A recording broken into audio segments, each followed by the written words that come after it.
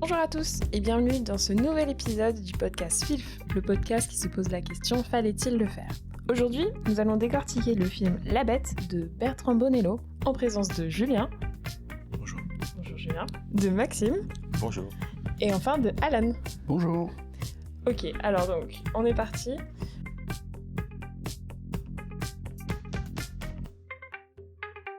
Ok, alors donc, ouvrez bien grand vos oreilles. Pour ce résumé, aujourd'hui, nous allons parler du film La Bête, librement adapté de La Bête dans la jungle. Le pitch est le suivant. Dans un futur proche, où les émotions sont devenues une menace, Gabriel se destine à purifier son ADN, son âme c'est un peu extrême, en utilisant une machine. Cette machine, en fait, elle plonge dans les vies antérieures. Et dans cette plongée, elle rencontre et ressent une profonde connexion pour Louis. Et tout le pitch se déroule autour de ça à peu près. Faut savoir que c'est un film qui est très concept, d'où le fait que je le propose aujourd'hui, parce qu'à mon avis, il y a beaucoup de choses à dire. J'aimerais d'abord avoir vos ressentis sur les premiers instants du film. Je dirais au moins la première demi-heure. Je trouve que la première partie du film est quand même assez costaud et elle prend, que ce soit dans les concepts présentés et ensuite dans le lancement de l'histoire, ça prend quand même pas mal son temps, notamment avec les deux personnages donc de Louis et Gabriel. J'aimerais bien avoir votre ressenti sur ce début de film qui est déjà très important. Julien, comment as-tu pensé ? J'aurais du mal à parler des 30 premières minutes, mais plutôt de la première minute 30. Ouais, c'est vrai. Ouais, voilà. C'est vrai. Juste ça, déjà, c'est vrai que ça surprend, et j'ai beaucoup apprécié ce petit moment fond vert, installation de l'actrice, quelques concepts du film qui sont décrits juste à l'oral, une voix, et d'un coup, plus rien. Pas de film, mais juste du son. Je trouve que ça rend quelque chose de très viscéral, où tu vois juste ces expressions, rien d'autre, et les bruitages. Et là, je me suis dit, ouais, j'ai vraiment hâte de voir la suite. Tout à fait. Je pense qu'on a tous à peu près cette réaction-là quand on voit les premières minutes. Et après, je dirais, c'est genre la demi-heure qui suit, elle est quand même surprenante parce que je trouve que c'est un énorme stop. D'un seul coup, on ralentit et ok, on vous plonge dans une histoire qui va prendre son temps. Est-ce que vous avez eu ce ressenti-là un petit peu, Maxime ? Ouais. C'est vrai qu'après cette scène d'une minute 30 sur fond vert, il y a une espèce de transition sous forme de glitch un peu informatique. Mm-hmm. Et on est projeté en 1910 dans un espèce de château avec ça devient presque un film de cour où t'as d'aristocratie française très bien habillée qui s'exprime avec élégance. Mais on regarde, donc ce passage dure assez longtemps, une grosse demi-heure, c'est vrai, où il y a beaucoup de dialogues, parfois longs. Et on garde quand même dans un coin de notre tête cette scène initiale. Et on se demande quand va avoir lieu la connexion entre ce qu'on voit actuellement, un film lent, où on apprend que le personnage de Léa Seydoux est hanté par une bête. Et on s'interroge un petit peu quel est le lien entre ce qu'on vient de voir au tout début, puis ce flashback. Et évidemment, la résolution se fera dans la deuxième moitié du film. Mais c'est vrai que j'étais perplexe au début, pas ennuyé, mais j'attendais que quelque chose se déroule, quelque chose arrive. C'est tout presque le principe même de la mise en place au début sur le fond vert. Ouais. On nous présente cette bête et on attend un peu justement à savoir ce qu'est la bête. Son apparition, ouais. Ah, c'est assez fort, je trouve, parce que, comme tu dis, on veut savoir où est-ce qu'on va avec cette introduction, et ça va mettre tellement de temps avant de revenir sur le devant de l'histoire, que tu te poses la question de « mais où est-ce qu'on va ?» Enfin, moi, en tout cas, ça a été ma question sur la première heure. J'étais en mode « je ne comprends pas où est-ce qu'on va ?» Et j'étais hyper dubitative aussi, jusqu'à temps de switcher dans cette deuxième partie. Et là, tu te dis, ah ouais, d'accord, ok. Et je trouve ça assez fort d'avoir joué comme ça sur l'attention du spectateur. Et ouais, non, ça m'a assez bluffé. Qu'est-ce que t'en as pensé, Alan ? Enfin, tu l'as déjà Ouais, carrément. Mais sur la première partie, il n'y a pas déjà des petits... Si, en fait, petites coupures exactement, ouais. C'est ce que j'allais dire, ouais. Il y a déjà des flash-forward, pour le coup, où on voit Léa Seydoux dans ce bain de liquide noir. Mm-hmm. Bon, on sait déjà que ça va être un film concept, qui va jouer avec les temporalités. Et on attend un peu la résolution de l'énigme avec impatience, ouais. Ouais, c'est ça. Et non. Je pense à plein de trucs, en fait, sur ce film, donc du coup... Ouais, c'est conséquent, ouais, tout à fait. Ouais, et sur le choix des acteurs aussi, j'aimerais qu'on en parle de ce choix-là. Donc, Léa Seydoux, quand tu lis les retours de Bertrand Bonello sur la préparation de ce film, ça a été visiblement une évidence, un peu une muse. Faut savoir que ce film a mis énormément de temps à sortir de ce que j'en comprends. Et bon, il y a eu évidemment le Covid qui a mis un frein à ça, mais surtout, l'acteur qui joue Louis, donc c'est Georges Mackay. À la base, ça devait être un... Est-ce que vous vous êtes posé la question pourquoi l'acteur est anglophone et pas francophone? Est-ce que c'est pour ajouter un certain charme ou quoi? Qu'est-ce que vous en avez pensé de cet acteur? C'est vrai que c'est un peu surprenant parce qu'effectivement, on a les deux langues. Hein. On a des parties complètement anglaises dans le film et puis français. Donc ça, c'est...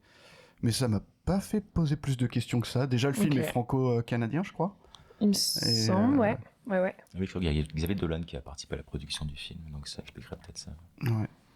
Mais je trouve ça pas si choquant que ça, bizarrement. Enfin. Je me suis posé la question de ce que ça apportait au film. Comme les films sont vraiment tournés autour de deux acteurs, tu sens que c'est un... Enfin, je me suis dit, c'est le choix, il avait envie de jouer avec ces deux personnes-là. Après, je me suis pas renseigné plus loin, mais c'est comme ça que je me suis arrêté sur le choix de ces deux acteurs. Ouais, c'est vrai que je suis resté un peu là-dessus aussi, en fait. J'ai pas creusé la question. Et je me suis d'autant plus posé la question que, à l'origine, Bonello voulait attribuer le rôle à Gaspard Ulliel. Exactement, c'est ça l'histoire qui est derrière. Qui, pour le coup, lui, est 100% francophone. Voilà, et pourquoi c'est ça. son deuxième choix s'est porté sur... Alors, en fait, donc, c'est un peu comme de ce que j'ai compris, ressenti dans les écrits. Gaspard Ulliel, qui était pressenti et choisi pour le rôle de Louis, c'était vraiment... comment dire, il avait réfléchi un peu ce personnage pour Gaspard Ulliel, et Gaspard Ulliel est mort, en fait. Et ça a été un énorme choc. Ça a mis énormément de temps à se remettre en route. Je pense même qu'il y a eu une question de est-ce que ce film va se faire parce que c'était destiné à Gaspard Ulliel. Et finalement, quand il n'a pas lâché cette idée de faire La Bête, et il s'est dit ok, il faut que je trouve un autre acteur. Je veux pas qu'il y ait de comparaison faite avec un autre acteur francophone. Donc je vais aller chercher un acteur anglophone. Et d'où le fait qu'il est allé chercher Georges Mackay, du coup. Gaspard Ulliel qui a joué le rôle de Saint-Laurent. Tout à fait. Et il me semble que c'est ce film-là qui a marqué. Et Léa Seydoux, elle a un second rôle aussi dans Saint-Laurent, il me semble. Et je crois que c'est un peu ce lien-là qui a été fait pour arriver jusqu'au film La Bête. Donc voilà pourquoi. L'histoire est un peu triste, quand Effectivement, même. ouais, carrément. Mais elle finit bien, donc c'est cool. Mais est-ce qu'ils ont réécrit les dialogues en anglais, du coup? Alors là, aucune pas trop. Idée. Je serais pas Ou est-ce qu'à la base, il y avait des parties en anglais? Je pense qu'à mon avis, ça devait être francophone. Ouais. Et ils ont joué sur du coup Georges qui a permis du coup d'ajouter cette partie anglophone qui fonctionne, comme vous l'avez dit. Hein. Je pense que ça a convaincu tout le monde. Ouais, c'est vrai. Julien fait non de la On était tête. très convaincu, mais ça m'a... J'ai pas trouvé l'intérêt de ce double langage. Tu vois, on n'est pas dans un Lost in Translation où vraiment ça apporte quelque chose. Enfin, ça fait partie de l'histoire. On n'est pas... Qu'est-ce qu'on va voir comme autre film, tu vois, là ça faisait...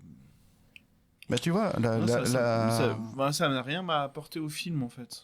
Ou alors après, on peut... Si, dans leur relation, peut-être qu'elle est attirée par lui justement, enfin, en tout cas dans la partie Paris de l'ancien temps, 1910. 1910.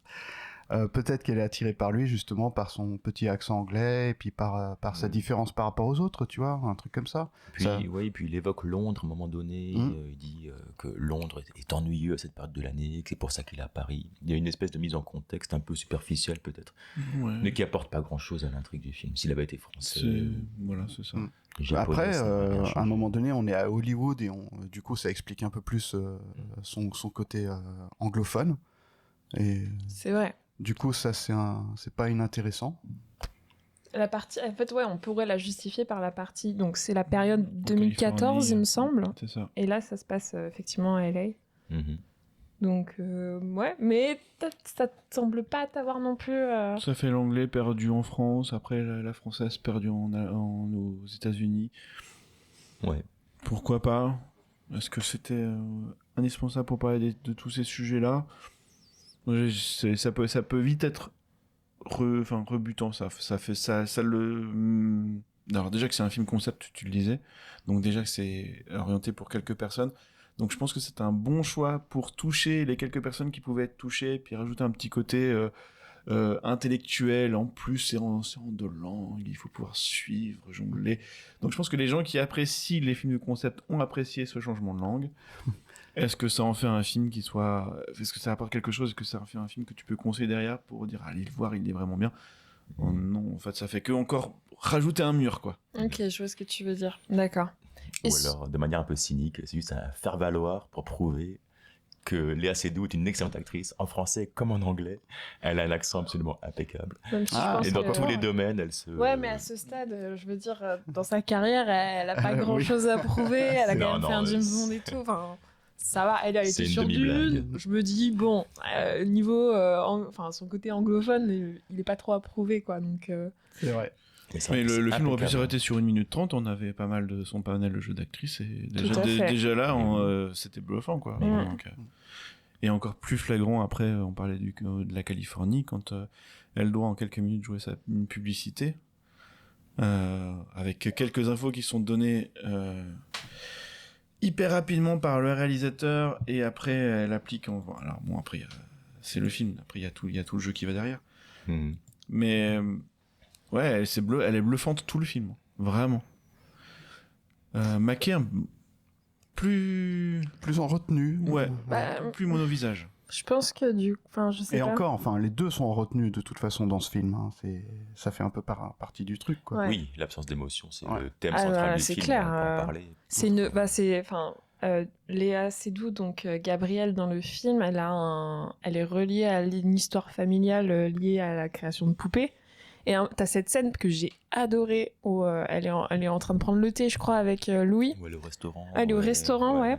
Et il lui pose la question pourquoi les poupées ont cette tête-là. Et elle se met à imiter le visage Et d'une le poupée. plan reste suffisamment longtemps pour J'adore, être c'était dérangeant. incroyable. Ouais. Et son visage, genre, je sais pas ce qui se passe.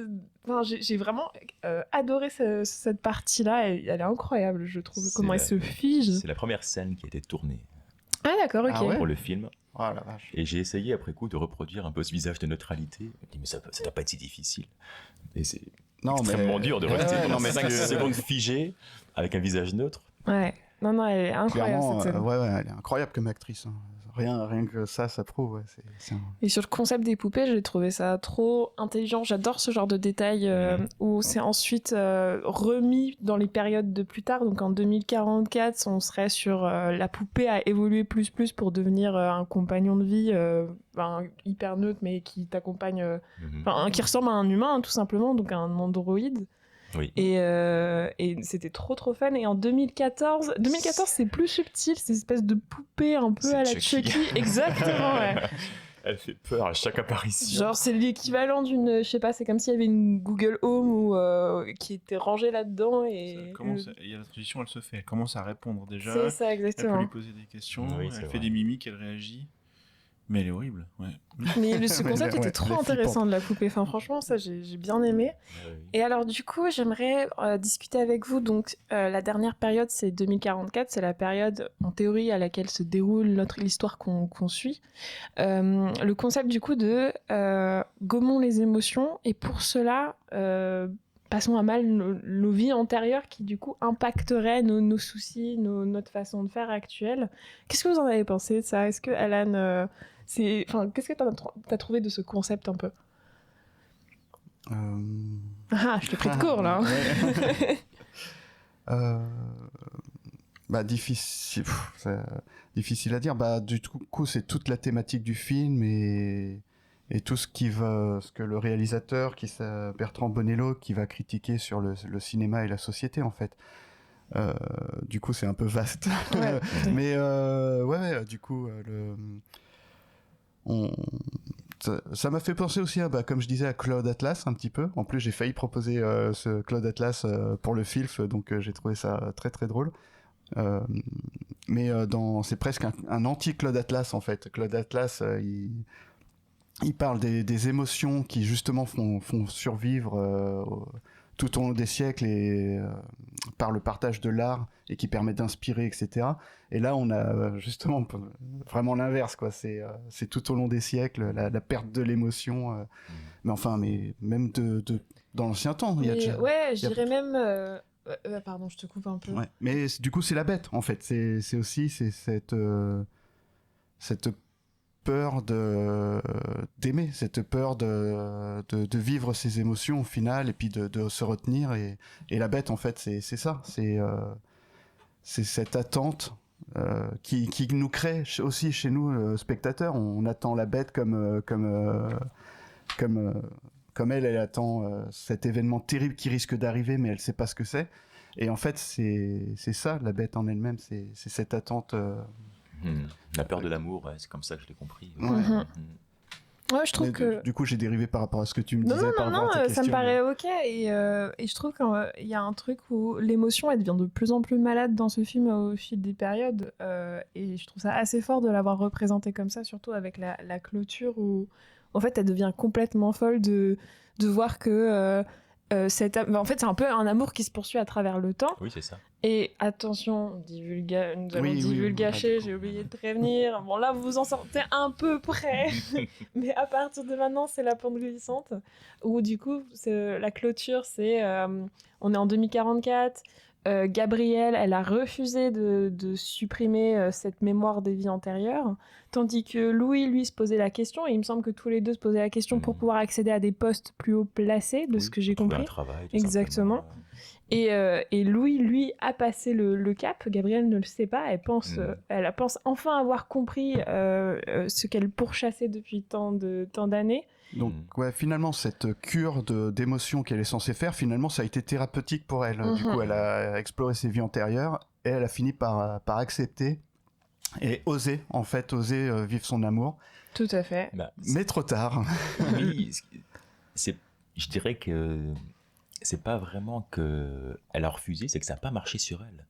Elle a fait plusieurs séances dans ce liquide noir et le scientifique, on ne sait pas si c'est une personne ou un robot, qui lui dit ça ne marche pas sur vous, désolé. Tout simplement. Et donc par la force des choses, elle est contrainte un petit peu de livrer son amour à Louis, qui lui, sans qu'on le sache, est aussi passé par ce lavage de cerveau, lavage d'émotions. Et là, la bête se libère avec ce cri magnifique à la fin qui dure juste le temps qu'il doit durer. Ouais, tout à fait. Et je crois qu'il y a un cut et que le film se termine là-dessus, je sais plus. Il me semble que c'est comme ça, hein. C'est assez brutal la fin. Ouais. Et là, on comprend que ce qu'elle a redouté toute sa vie depuis les années 1900, c'était ça, quoi. T'as un pigeon qui s'envole après. Ah oui, bien sûr. Parce que il y a le présage du pigeon, bien sûr. Ouais. Mais ça, c'est pas mal parce que pendant tout le long, on attend de voir mais c'est quoi cette bête et tout. Et donc, très rapidement, elle a peur du pigeon et elle fait son hurlement comme on a vu au début. Donc, on se dit, bah tiens, c'est la bête. Et il joue avec nos attentes là-dessus, j'aime bien. Et très rapidement, le réalisateur casse ce qu'on pensait. On se disait, bah, c'est la bête, le pigeon, c'est un peu simple et tout. Et très vite après, il explique carrément à nous spectateurs, je sais plus comment, il dit la bête n'est pas le pigeon n'est pas la bête, ce n'est que la représentation de ce qu'elle est, etc. Et vraiment, il nous l'explique textuellement, quoi. Et il continue comme ça de jouer avec nos attentes et c'est pas mal ça. Et je trouve, je sais pas, Julien, t'avais l'air de... Et tu dis de ne plus savoir comment il la présente, mais il utilise un outil que j'ai trouvé un peu un peu grossier de la divinatrice ou de la voyante, qui est là pour te réorienter chaque fois que t'en as besoin, en donnant des indices un peu cryptiques. Ouais, c'était la voyante qui disait ça par rapport au pigeon Ouais. Elle en parlait dans... Ouais. Puis elle est là à toutes les époques. Et oui, c'est vraiment comme le support Microsoft, quoi. Elle est là pour te réorienter à des moments. J'ai pas vu son intérêt à part te guider dessus. Alors que toutes les interprétations, en fait, tu peux les faire tout seul. Et le film t'encourage largement là-dedans. C'est vrai, je suis assez d'accord avec toi pour le coup. Cette voyante, elle est peut-être, enfin, je sais pas, est-ce que c'est une petite faiblesse en se disant j'ai peur de perdre le spectateur, est-ce que je mets cette couche-là pour être sûr que tout le monde suive bien l'histoire? Si c'est ça, c'est un peu décevant.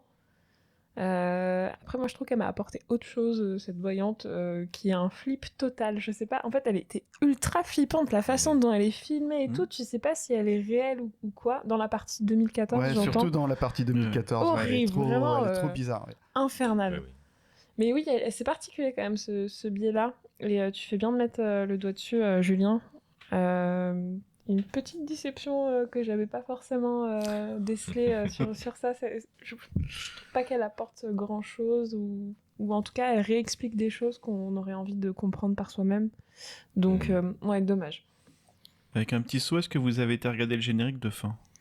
Oui. Oui, alors super bonne idée. Le générique de fin était un QR code. Bonne ou mauvaise idée? Alors, moi je trouve ça une super idée parce que les génériques de fin, enfin, en bossant au ciné, souvent ils sont beaucoup trop longs. Donc un QR code c'est vraiment cool. Mais je pense que c'est thématique encore au film, comme je vous disais sur WhatsApp. On peut le prendre de deux façons. Le film est clairement technophobe. Et alors, soit mettre ce QR code à la fin, c'est se moquer un peu de toutes ces personnes qui quittent la salle avant de regarder les génériques et qui décident de rentrer chez eux et de regarder « Ah tiens, qui est dans ce film au fait ?» dans leur lit le soir. Bon, c'est mon interprétation en tout cas. Ou alors c'est juste un geste d'auteur, quoi. C'est quelque chose pour se montrer un peu original. Mais j'imagine difficilement dans une salle de cinéma tous les spectateurs sortir au téléphone à ce moment-là. Je sais pas. Bah ouais, mais c'est ça qui est rigolo justement. Mais justement, souvent on a dans la salle de cinéma des gens accrochés encore avec leur téléphone. Donc c'est pas anodin du coup qu'il ait mis ce QR code à la fin. Il sait que les spectateurs ont leur téléphone, qu'ils ont été peut-être dessus pendant le film. Et du coup, qu'ils sortent le téléphone pour scanner à la fin. Non, je pense que c'est un vrai geste artistique là pour le coup. Ouais. Ceux qui sortent leur téléphone, ça, j'ai assez peu de doutes. Ceux qui ont un peu la curiosité, qui auraient été intéressés par le film, ils vont le sortir pour avoir le QR code. Par contre, ça amène directement sur la vidéo du générique, et je vois mal les gens en salle regarder le générique de fin sur leur téléphone pendant qu'il n'y a plus rien à l'écran. Surtout la scène post-générique, enfin, voilà. Avec... effectivement.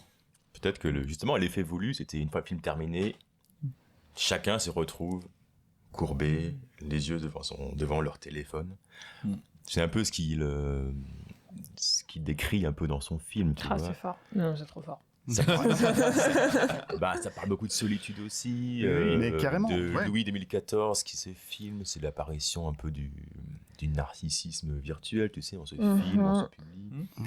Léo Seydoux qui est seul dans cette immense et magnifique maison ultramoderne, mais qui est complètement isolé et qui passe son temps devant son petit laptop. Et ouais, j'ai l'impression que c'est un petit peu l'image que Bonello va renvoyer. Bon, le film terminé, allez, retournez devant vos écrans. Exactement. Soyez des victimes de la technologie. C'est un peu... Ah, grave. Mais c'est pour ça qu'il est hyper touffu, ce film. Comme tu dis, ça parle de la solitude, mais... Et puis, ça parle aussi, enfin, ça critique, comme tu dis, la technologie par rapport au cinéma. Du coup, ça parle des IA. On commence le film avec un écran vert, et donc la perte des émotions au cinéma avec justement les écrans verts. Ça rappelle Ian McKellen sur Le Hobbit qui pleurait devant son écran vert parce que voilà, il avait rien avec quoi jouer, quoi. D'accord. Et donc là, ouais, on part sur toute une sorte de critique du cinéma et puis de la société en règle générale, et effectivement que des gens se coupent des autres petit à petit avec les téléphones portables, avec plein de choses comme ça. Ouais. Ou alors pas du tout, juste il a voulu rentrer dans les codes. Le film devait faire tant, pas le temps. Bon bah QR code pour régler ce problème. On sait pas en fait. Hein. Oui, déjà que le film est assez long, ouais. Et comment vous avez interprété la scène cachée justement dans ce générique ouais, c'est il y a une dizaine de secondes. On revoit la voyante qui dit n'allez pas vers la porte 200 quelque 41. chose. 241, merci. 214, 241 241. Eh ben, je sais pas. Et je sais pas non plus. Ouais. Peut-être une critique des scènes post-génériques. Je sais pas. Parce que tu sais pas à quelle temporalité elle a placé cette scène. À quel moment est-ce qu'elle fait partie du film? Est-ce que c'est en dehors? Est-ce que c'est un acte divinatoire qu'elle aurait dû entendre? Parce que la salle 241 étant la pièce dans laquelle elle s'est enfermée avant que Louise la rejoigne, pour qu'au final ça finisse sur un meurtre.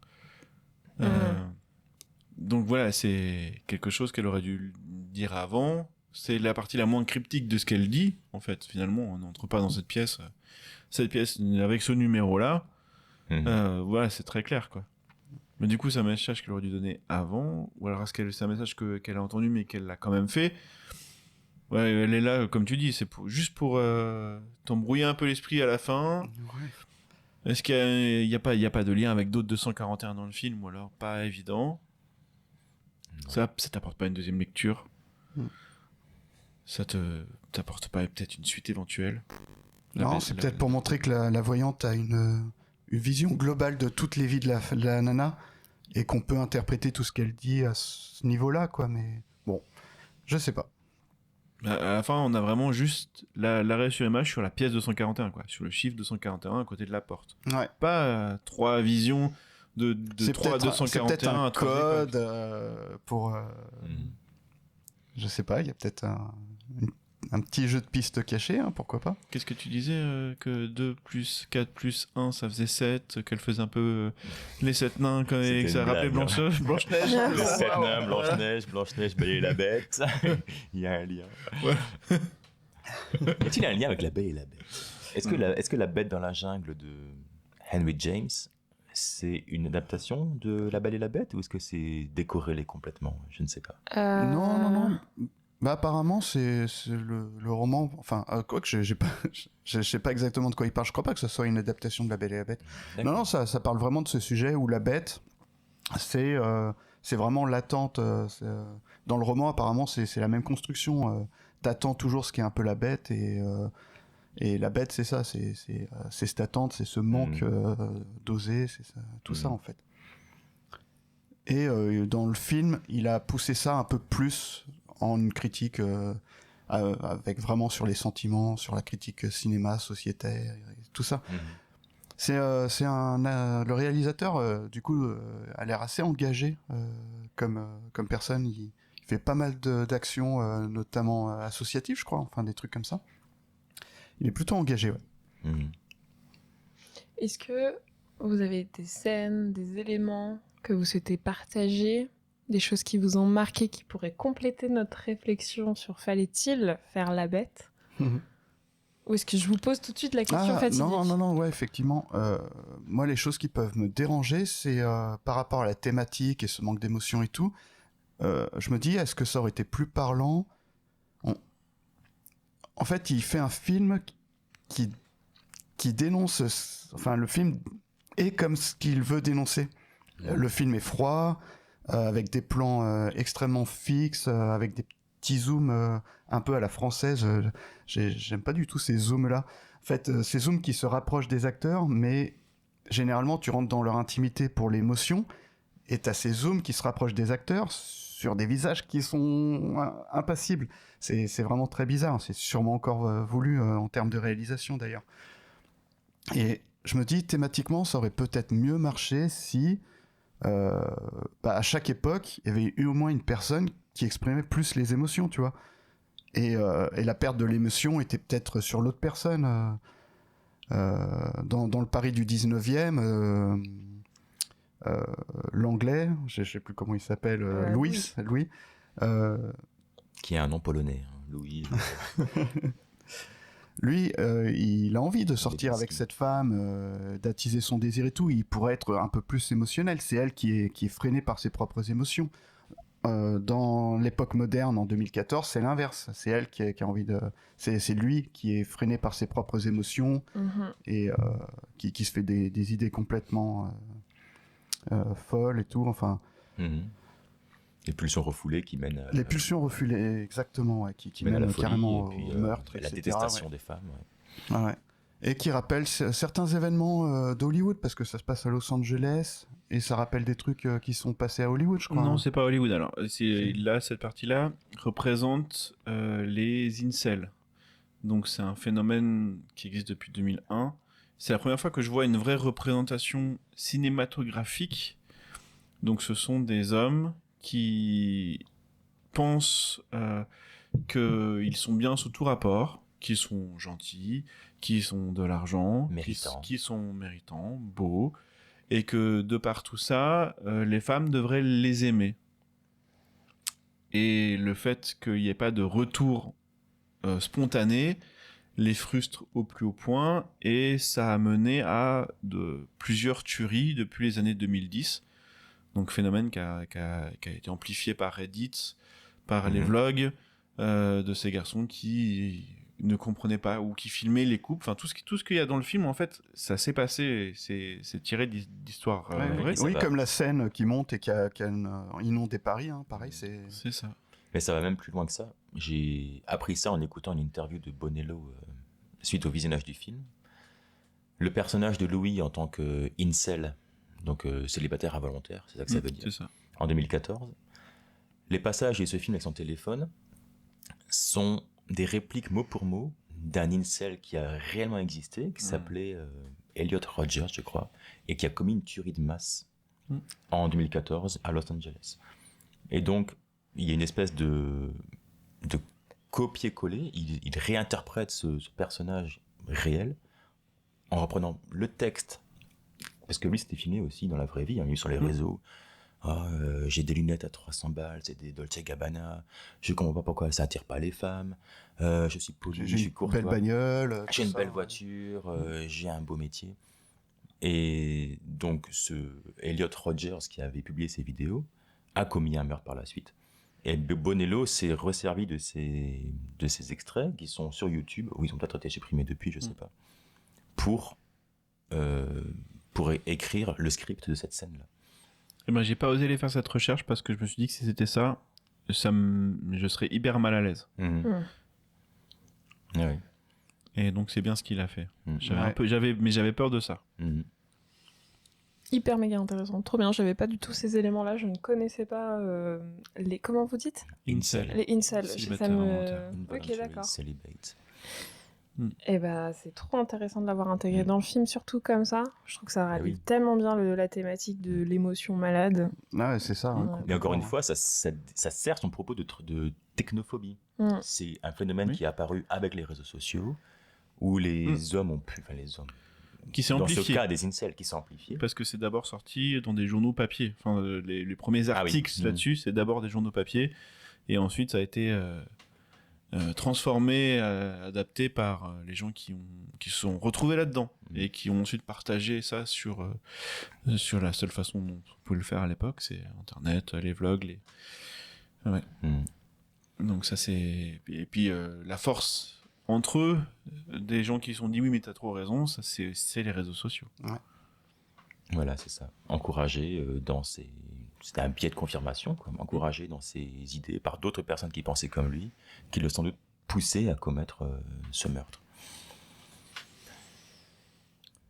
Oui, d'ailleurs, dans le futur, on voit que les gens sont vraiment isolés spatialement. On voit des scènes de haut où elle se balade dans la ville, où vraiment les gens sont... Enfin, il y a presque plus personne, les gens sont tout seuls, elle bosse dans une pièce hyper chelou, à juste appuyer sur un totem contrôler lumineux. la température d'un tableau, je sais pas. Oui, ça doit être ça, Et elle est juste toute seule dans cette pièce. Donc effectivement, dans le futur, c'est poussé à l'extrême. Les gens sont complètement isolés physiquement, quoi. Mais 2014, et ils se retrouvent, ça commence, hein. et c'est drôle. Ils se retrouvent du coup dans des boîtes de nuit qui... C'est génial. Ça aussi, c'est génial. Qui représentent les anciennes années et qui ont la nostalgie des anciennes années. Comme le cinéma l'a fait, en particulier quand le film a été créé, c'était complètement ça. C'était on n'avait que ça, on n'avait que des films nostalgiques des années...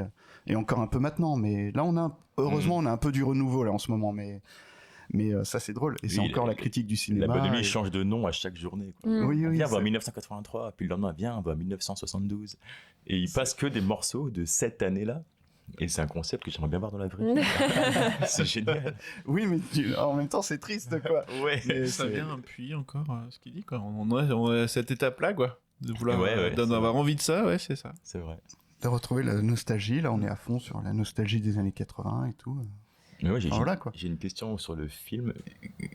Il y a notamment, donc, vers la fin du film, quand le personnage de Gabriel Léa Seydoux est enfermé dans cette espèce de salle exiguë en train d'échapper à son agresseur, le film bug. Le film saute. La même scène est rembobinée, rejouée, rembobinée, rejouée. Puis elle sort de la pièce. Elle arrive à convaincre son agresseur de poser son arme, elle l'embrasse. Le film revient en arrière, elle ressort de la pièce, elle entend un coup de feu, elle se fait tuer. C'est comme s'il y avait, il joue avec le montage Ouais. du film.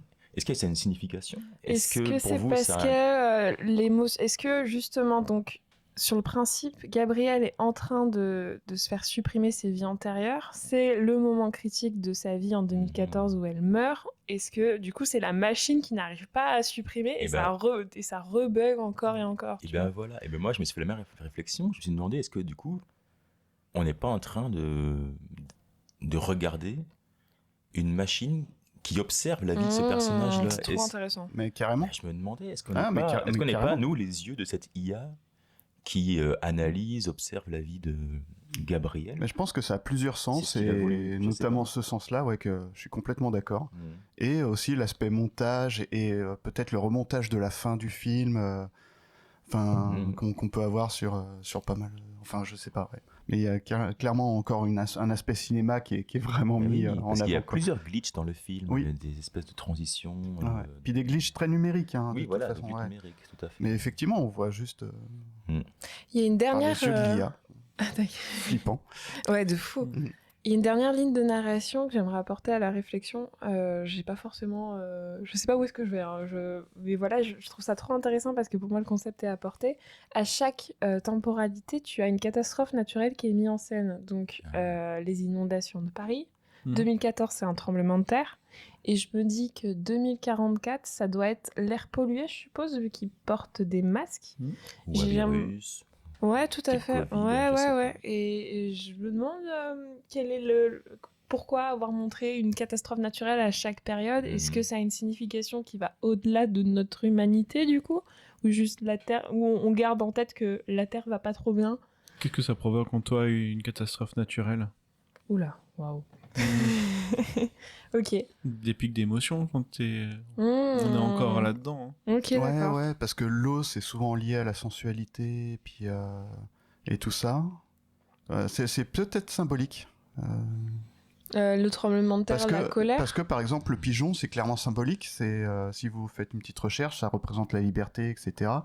Et le pigeon qui est piégé dans une pièce, du coup, c'est la perte de la liberté en quelque sorte. Et donc l'air pollué serait, l'air pollué ou, enfin je sais pas trop. Là c'est moi qui interprète. C'est peut-être les pensées. Ça pourrait être lié aux pensées. Ouais, bon après ça c'est libre interprétation. C'est un peu compliqué. Ouais. Parce que j'ai pas considéré qu'il y avait forcément une catastrophe à ce moment-là, ou si une catastrophe il devait y avoir, elle allait arriver. Mais je l'ai plutôt pris comme l'ancrage des souvenirs, et donc lié à ces parties émotionnelles de panique, de peur, de ça. Donc ça, je l'ai réussi à l'associer aux anciennes vies, mais pas une catastrophe. Mais pas une catastrophe, et en tout cas pas dans le futur. Parce qu'elle essaie pas l'histoire du futur est en train de se passer. Ouais, il y a pas de lien, elle est pas en train d'essayer d'effacer ses souvenirs actuels, en fait. Il y a pas besoin de cette catastrophe. Justement, d'où le fait que je me pose la question de est-ce que c'est une catastrophe, du coup, le fait qu'il porte un masque ou pas du tout? Et si c'en est une, pourquoi avoir représenté ça dans chaque période? Mais je me pose la question. J'aime bien vos interprétations aussi d'une catastrophe représente. Enfin, moi, je pars du principe que c'est une catastrophe. Je l'ai vraiment ressenti comme ça. Ouais, je pense aussi. Je pense à un monde contaminé. Un peu l'idée qu'on se fait du futur où il faudra porter des masques pour sortir dehors. Un peu un cliché, du coup, de la SF. Ouais, carrément. Du coup, est-ce que c'est un film fantastique? Tu parlais tout à l'heure de ta question initiale, Alan, c'était comment interpréter le transfert de l'âme de Léa Seydoux à travers toutes ces périodes. Est-ce qu'il y a une interprétation à ça? Ce phénomène de métempsychose, est-ce que c'est quelque chose qui a une signification, ou est-ce que c'est juste là pour apporter un aspect un peu science-fictionnel au film? Bon, Bonello, c'est un amateur de fantastique, hein. Pour le coup. Beaucoup de références. Cronenberg. On avait vu, il y a la scène sous l'eau, elle est très proche de celle d'Inferno. Donc clairement, il est dans cette lecture-là. Et c'est ce qu'il a sûrement envie de produire. Mais c'est vrai qu'il a choisi une vision de l'horreur un peu particulière. il y a des visions de l'horreur qui sont beaucoup plus viscérales, comme Alien, enfin voilà, avec des vrais monstres qui vont te prendre aux tripes, littéralement dans Alien. Tu vas avoir des horreurs plutôt psychologiques.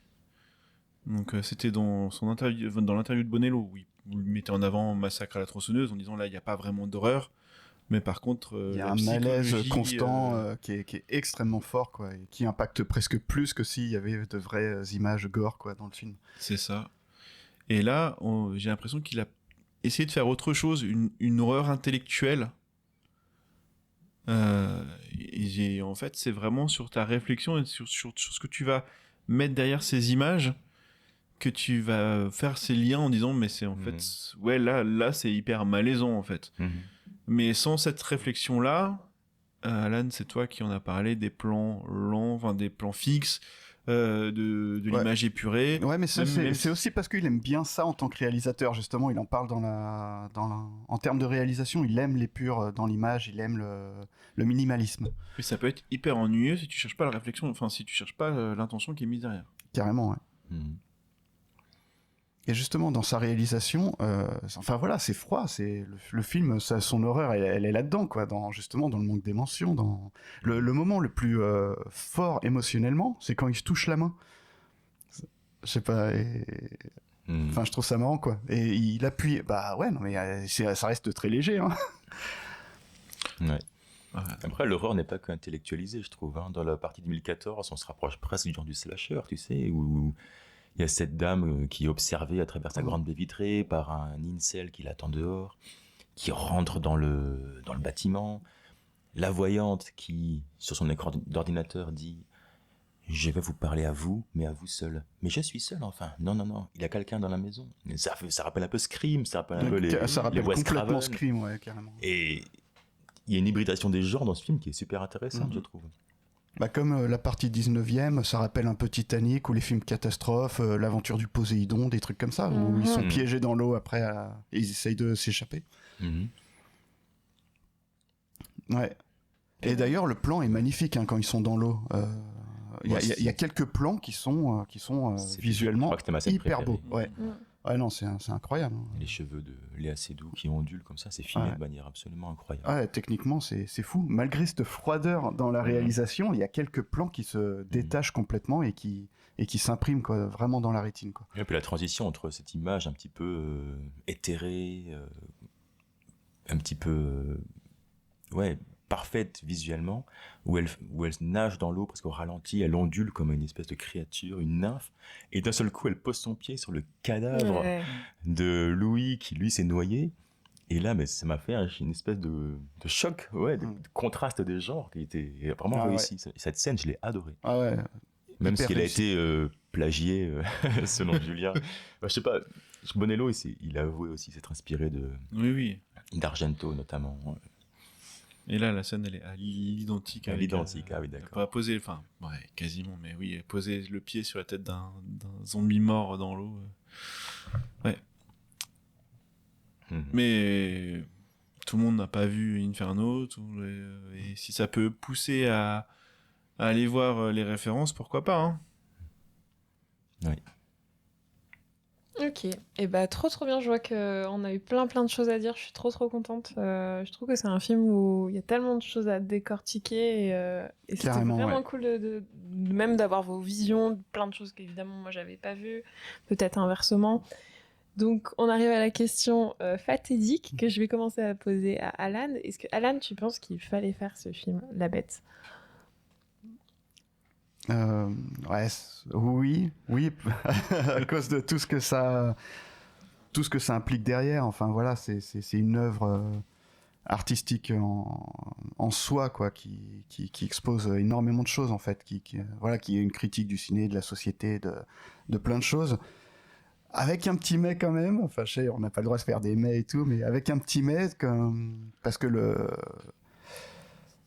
film est quand même pas évident à se manger et enfin à un moment donné c'est dur de, enfin il y a une sorte d'ennui mais qui est presque voulu par le réal, je sais pas, peut-être mais il y a une sorte d'ennui et c'est un peu dur d'aller jusqu'au bout du film à un moment donné quoi. Enfin moi je sais vers le milieu notamment la partie 2014, J'avais du mal. Hein. Ah, toi, c'est à la partie 2014. Moi, c'est plutôt après. Ok, d'accord. Moi, j'étais, moi, c'est la partie 2014 qui m'a sauvée et je me suis dit, ok, c'est bon, je continue. Ah bah non, moi, vers le début de l'année 2014, là, non, je décrochais, moi. Ah, punaise, parce que je trouve qu'elle arrive tellement tard, cette partie, et c'est elle qui justifie un peu la scène d'intro, où c'est concret, tu vois, tu dis, c'est maintenant que ça va se passer. C'est long, tu vois le mec qui se filme et tout... T'as la nana qui sort, qui va en boîte, qui revient, qui reste dans la maison, qui sort, qui va en boîte, qui revient, qui reste dans la maison, le mec qui se filme encore. Enfin, c'est super long, quoi. C'est hyper répétitif et tout. C'est sûrement voulu, d'ailleurs, encore une fois. Parce que à chaque fois, ça c'est encore une fois, oui, dans la réal, t'attends qu'il se passe quelque chose, et puis il fait répéter plusieurs fois, justement pour étirer ton attente, c'est sadique. Ce réalisateur est ça sadique. marche hyper bien. Ça marche hyper bien. Donc oui, il fallait faire pour toutes ces bonnes idées de réal et tout ça, mais c'est quand même pas un film évident, quoi. Et peut-être que je trouve qu'il manque peut-être un contraste émotionnel pour que la thématique marche encore mieux, mais ça c'est un avis purement personnel et j'ai peut-être tort, donc oui quand même. Ok, d'accord. Et toi, Maxime, qu'en as-tu pensé ? Fallait-il le faire ? Pour moi, c'est un grand oui. J'ai été un peu sceptique sur le premier quart d'heure en me disant j'espère que ce sera pas un film un film sur les convenances sociales où ils vont parler avec un rythme très lent sur 2 heures, ça m'aurait paru interminable, mais j'ai vite senti quand même qu'il y avait quelque chose au-delà de ça, et le rythme du film est très très bien géré. J'ai trouvé les thématiques passionnantes, bien traitées, le rapport à la technologie, la technophobie, le phénomène de ces incels, comme tu disais Julien, c'est la première fois que je vois ça à l'écran et que je comprends, je justifie pas, mais je comprends comment des êtres humains refoulés sexuellement, émotionnellement peuvent en arriver là. C'est pas justifié, c'est expliqué de manière très convaincante. Et j'en suis sorti en ayant envie de creuser, lire des interviews, regarder des anecdotes de tournage, chercher à décrypter certains passages qui, moi, m'ont semblé un petit peu flous, comme par exemple ce groupe de 3 filles dans la boîte de nuit qui rejettent Léa Seydoux qui arrive, je peux m'asseoir avec vous, je suis toute seule, on peut discuter. Non, dégage, connasse, t'as rien à faire ici. Ça, dans le film, ça tombe un peu comme un cheveu sur la soupe, je trouve que ça apporte rien. C'est vrai, carrément. Ouais. Et j'ai cherché à trouver la signification de ce truc-là. Je ne l'ai pas trouvé, mais ça m'a fait me poser des questions. C'est longtemps après le film. Les enfermements de groupes ou de sociaux ou des choses comme ça, où on va rejeter l'autre parce que, pour les appartenances. Mais comment elles réapparaissent et qu'elles disent la même ça. phrase et elles concluent un peu. Comment elles concluent ? Elles disent un truc du style. De toute façon, pour nous, c'est fichu. Voilà, c'est trop exactement. Tard. Il y a quelque chose ça, c'est vrai que c'est hyper bizarre. de cryptique là-dedans et que j'ai envie de comprendre parce que je sens qu'il y a quelque chose qui peut être Mais enrichissant. vous avez toutes les clés, vous avez tout donné pendant le podcast. Ah, parce que merci, tu l'as, Julien, Julien. aider à tout relier. Alors, Il faut maintenant faire la synthèse. Mais c'est toi, Maxime, qui disait qu'elle avait pas réussi à aller, qui avait sorti cette scène, qui expliquait qu'elle avait pas pu aller au bout de cette suppression d'émotions. Et là, elle est dans une boîte, clairement, pour des gens qui sont allés au bout, mais qui le regrettent. Et... D'accord. Oh là là, tu le vois. incroyable. D'accord. Oui, parce que ça se passe en 2044, cette scène, où c'est elle ça. revoit ces trois filles en boîte de nuit. Ah, mais oui, elles sont allées au bout du processus. J'ai une autre scène qui me fait questionner. Alors, en 2044, Gabrielle, elle a une relation visiblement avec une femme un peu à la Heure, tu sais, qui fait un peu une voix au début. Coupé Kelly. Ouais, et sur la fin du film, tu vois apparaître cette femme qui a un chien ou un chat, je sais plus, et elle l'étrangle ou je sais pas quoi. Tu t'en souviens ou pas ? Oui. Et j'ai pas réussi à le relier comme il faut non plus, celle-là. J'ai eu un peu de mal à la comprendre. La femme, du coup ? Ouais, quel est son rôle ? Pourquoi elle se met à étriper son animal ? Ah, tu penses que c'est une intelligence artificielle, cette femme, ou c'est une amie ? Je Non, sais pas. C'est une amie qui a plus d'émotions, son chat est malade, il faut le tuer, aucune ouais, émotion. ok. Point. Non, et puis c'est aussi le fait que tu peux penser, c'est la distance avec Internet, les trucs comme ça. Elle est amie avec elle via les réseaux, mais elle la voit pas. Et en fait, cette femme, elle est hyper chelou, quoi. Et en fait... Tu penses qu'elle est chelou ou juste gommée d'émotions et comme dit... Oui, moi, je trouve que c'est pas con, Julien, le côté... Elle est un peu sociopathe, quand même, je sais pas. c'est le principe. Est-ce que le futur, enfin, dans ce futur-là où on gomme les émotions, on devient sociopathe? Ce serait le principe un peu. Vu qu'on retire les émotions, c'est le principe d'un sociopathe. Mais cette scène, elle est dans le futur ou c'est... Dans le futur, ouais. Ah, c'est quand elle se balade dans la rue, elle a son masque, elle est en train de téléphoner à son amie. Ah oui, c'est vrai. Qui, elle, lui dit... Enfin, voilà, elle se demande comment ça va. Elle dit, ouais, mon chat est un peu malade, voilà, ça va pas trop, puis tac. En même temps, tu la vois serrer ses mains autour du cou de l'animal. Ah, il y a encore pas mal de trucs à interpréter, effectivement. C'est dingue, j'aime trop. Du coup, de mon côté, c'est un oui. Rien que pour le fait qu'au bout de, allez, je dirais 45 minutes où effectivement j'avais les mêmes a priori que Maxime, et au bout de 45 minutes, donc arrive un peu plus la période 2014 et tout, et je me dis, ok, non, c'est bon, il m'a fermé mon claquet, j'ai envie de savoir la suite, j'ai envie de comprendre ce qui se passe. Parce que j'ai eu aussi énormément de mal avec le jeu d'acteur de la période 1910. Je l'ai trouvé hyper particulier, assez faux, assez démonstratif. Regardez, on parle à moitié français. J'ai pas du tout aimé le côté mondain qui a été apporté. Et après, il y a eu la suite et ça m'a juste dit, ok, chute Florine, écoute un peu ce qui se passe et tous les concepts que ça apporte, j'ai vraiment adoré. Et j'adore aussi le fait qu'on réfléchisse autant après. Et d'en discuter avec vous, ça me conforte encore plus dans l'idée que il y a tellement de choses à dire, tellement de choses à décortiquer, donc c'est un oui pour moi. Et de ton côté, Julien, est-ce que c'est un oui ou un non? Mais comme toute œuvre, le oui semble un peu obligatoire, tu peux pas dire qu'il fallait pas le faire. C'est compliqué. Voilà, parce que dans tous les cas, c'est à analyser, tu peux en tirer plein de choses, à condition d'avoir le temps et de prendre le temps pour le faire. Mais contrairement à un tableau ou à d'autres formes d'art qui soient plus statiques, là, t'es vraiment pris pendant 2h30. Il faut que tu sois là, il faut que tu sois attentif, et ça te coince un petit peu dans un rythme qui est vraiment celui du réalisateur. Et en ça, moi, je vais partir sur un non, parce qu'il est vraiment orienté pour un public averti, ou voire intellectuel, voire même la recherche peut-être de récompense. Et en ça, un film qui se ferme autant sur lui-même, je vais pas pouvoir vous suivre dans 3 ou lui mettre un 4e oui, quoi. Voilà. Et tu figures bien, c'est bien. Ok, trop bien. Et bah parfait. En tout cas, j'espère que nos chers auditeurs, ça vous a donné envie de décortiquer ce film, aussi complexe qu'intéressant soit-il. Je vous remercie beaucoup de nous avoir écoutés. J'espère que ça vous a plu. Merci beaucoup Julien, merci beaucoup Maxime et merci Alan. Merci. Et puis, merci Florine. Merci. Et puis on se retrouve pour un prochain épisode prochainement. Prenez soin de vous. Au revoir. Tu me fais bugger. Tu me fais bugger. Tu me fais bugger. Tu me fais bugger. Fais bugger. Fais bugger. Fais bugger.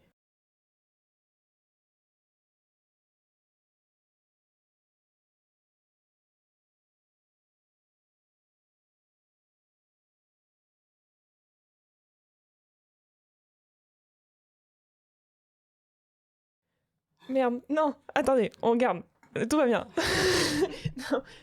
Tu peux partir sur le résumé, c'est bon. C'était le temps que l'introduction se termine, qu'on arrive au bout de la musique. Ah, je suis allée plus vite que la musique. Voilà, c'est ça. Autant pour moi, très cher auditeur. Julien faisait des gestes cryptiques. D'où, et je me suis calée sur ces gestes et... Bon, ouais, alors. Mais là, on est bon, tu peux partir sur ton résumé.